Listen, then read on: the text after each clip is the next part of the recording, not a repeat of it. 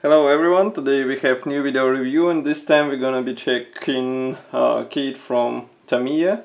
As usual, you can find detailed review article link in the video description below. And as for the kit, this is a new F-14A Tomcat which is molded in 1/48 scale as it's written here. As you can see, box is quite big. Here you can see comparison with my hand size.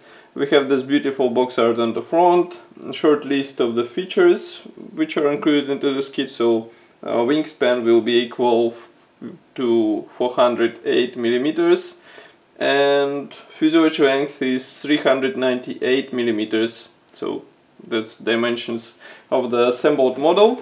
On the side we have side views of the airplane, of one of the marking options. And here is the short list of the main features. As you see here, we have two marking options included into this kit. This is a top opening box. As you can see, it's quite sturdy, so no worries about possible damages. And what we have inside is a typical Tamiya packaging, so each sprue is packed into the separate plastic bag, and we will check them closer in a second. Just give me a moment. I'll open plastic bag. All plastic bags are enclosed, or let's say packed with paper clips, so you will have to deal with them, otherwise it will be difficult to open it. It's a typical Tamiya feature, if we can call it like this. So nothing surprising here. So first plastic sprue is dedicated to wing parts. As you can see, we have special inner inserts which should help you with movable mechanism. All flaps and ailerons, as far as you can see, are molded in, and both wings feature recessed panel lines. I can even zoom camera so that you can check them closer. These panel lines are not that deep, as you can see, so you will have to be careful with your paint and primer layers. On the other side we can see that surprisingly there are position pins, but there are few of them. 1, 2, 3, and I don't see any here. Maybe this element will help with alignment. We will see it during assembly. Next we have another large plastic sprue. This one is dedicated to fuselage parts. Again, I need a moment in order to open it. I wonder why Tamiya decided to choose such large plastic sprues, because typically they pack and mold all parts on more compact sprues. Okay. So what we have here, as I said, fuselage parts. Here you can see nose section, here is the top element, here is the lower part, as far as you can see. All those parts feature recessed panel lines and riveting. Here you can see even the leather. And the main concern is here, because nose segment is molded together with front fuselage half, so we will have to be careful while gluing these two halves together, even though some build reviews already say that fit is perfect. Still, it's better to be safe. And here you can see what's inside those parts. So cockpit should be assembled separately, that's why there is nothing inside. On the nose segment there are several position elements, and here in this area as well. I will zoom in camera so that you can check it closer. Here you can see nose position elements, and here you can see nose part from the other side. I wonder why they decided not to do it as a separate one-piece element like this. Well, it's up to them, of course. Nevertheless, now we have to tackle such parts division. Next, what we have next is another and actually last large plastic sprue. This one carries different, let's say, minor parts. They're minor in comparison with what we saw before. Just give me a second to remove it.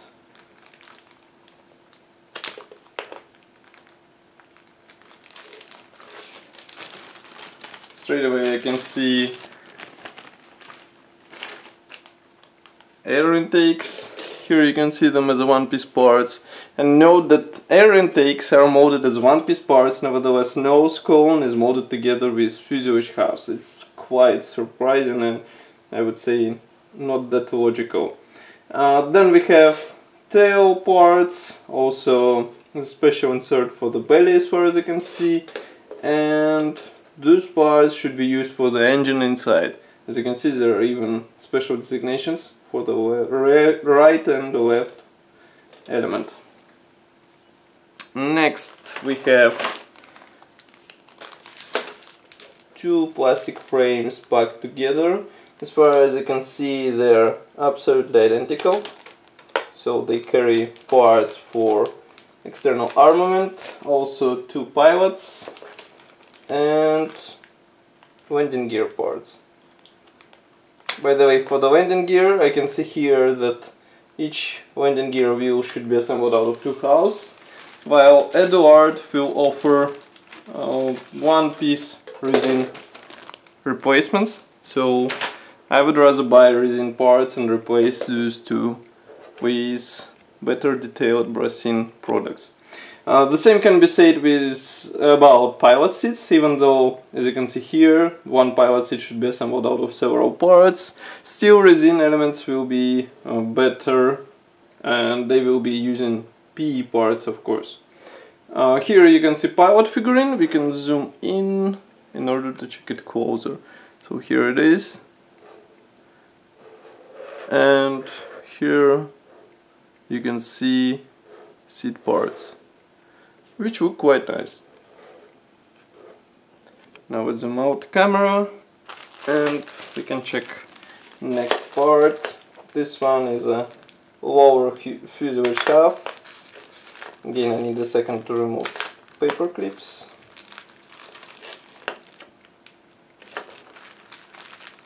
And then we will take a closer look. Note that you will have to remove a lot of tabs inside.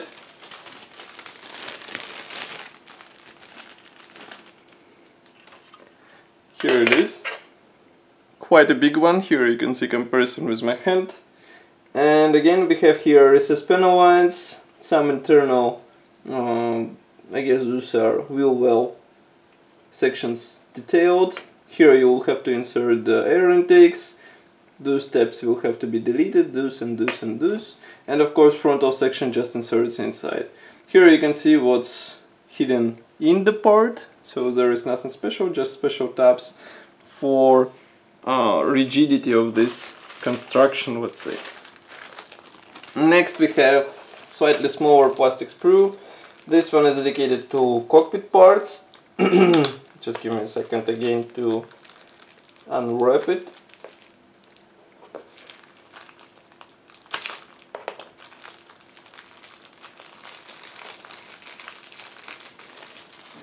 Actually, that's quite nice that Tamiya decided to include pilot figurines, because you don't see them often in today's kits, and I wonder why all manufacturers decided not to use such addition in their models.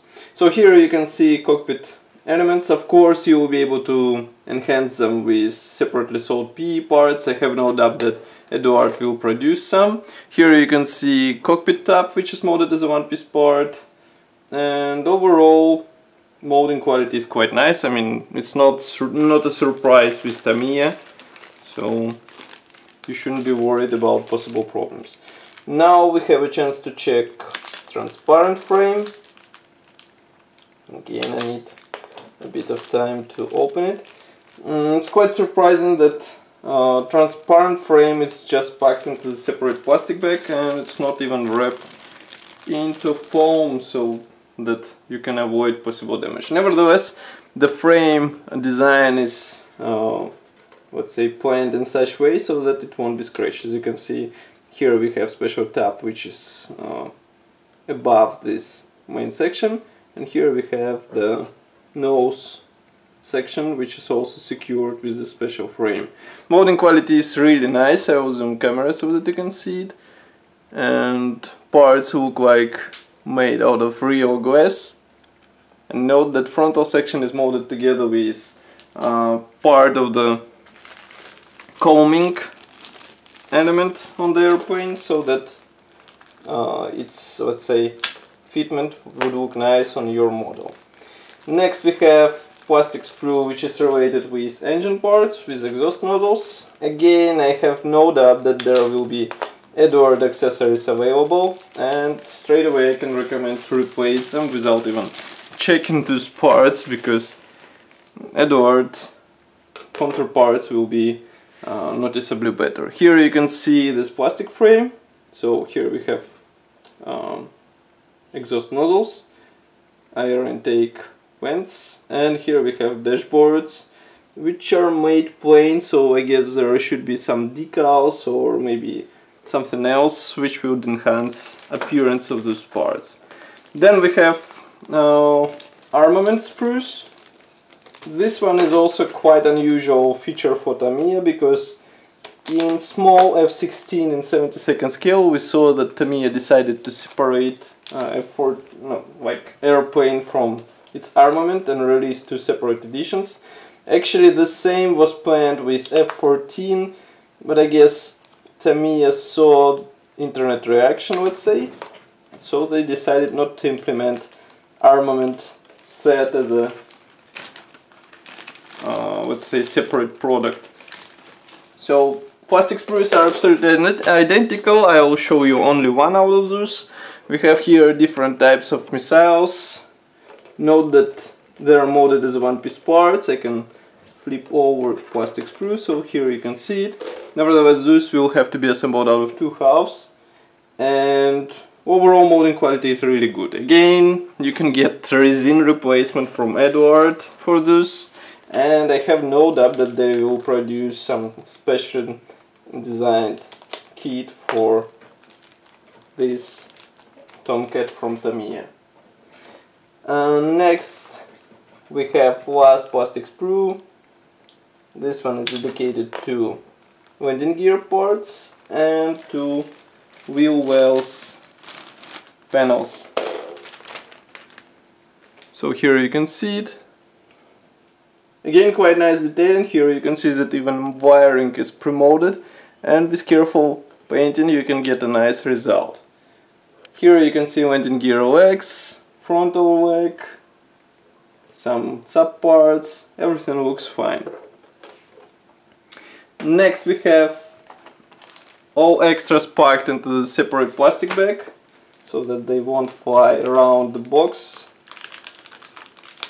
I'll open it and we can check what's inside. I can see there are some small screws, here you can see them, and plastic polycaps. So those will be used with movable system of the wing, so don't lose them, they will be useful. Then we have some safety information. It's just a small sheet of paper. Marking guide is printed in form of this nice poster, so you can use it later as a nice decoration of your room. So here we have one marking option, and here's another one. Actually there are three of them. That's also quite a nice surprise for Tamiya, because usually we see only two marking options inside the box. Assembly manual is a typical for Tamiya, black and white brochure. Assembly starts from the cockpit, and then we will have to perform 45 steps in order to get your Tomcat ready.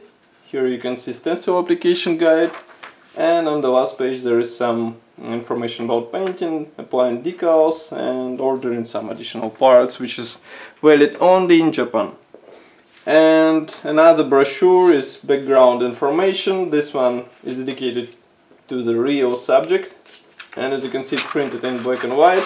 Nevertheless, here we have a lot of different loading options, then some information in English and German and Japanese, of course, so that you know what you assemble. But that's not all, because then on the bottom of the box we find decal sheets and also masks. Actually masks are can be considered as a good bonus for such kit, so that you get everything you need in one box. Just give me a second to open it. I wonder if HGW will release special stencils for this kit, because they have such product for Phantom, so I guess Tomcat won't be an exclusion from this rule. Okay, so what we have here, decals printed in Tamiya. I don't see any other possible signs. Here you can see stencil sheet. So all necessary stencils. We also have here decals for the dashboard, for seat belts, and even small sign of the airplane. Next we have large decal sheet, which is also printed in Tamiya. Here we have all necessary symbols for 3 marking options. And there is also small decal sheet. Actually, yeah, as you can see here, it's written please use this decal, so it's correction because there was some mistake on the original decal sheet, which is quite surprising. And then last but not the least is something I was mentioned before, mask sheet. This one is not pre-cut sheet, nevertheless those, let's say, bonuses are famous for their precise fit, so you just have to be careful while cutting it, and then it will be a perfect fit and perfect protection for your transparent canopy. So that's all for this video review. I hope you enjoyed it. As usual, I will be happy to hear your opinion in the comment section below. And of course, if you want to help us, like this video, subscribe to our YouTube channel, and I will see you in the next video as usual. Bye!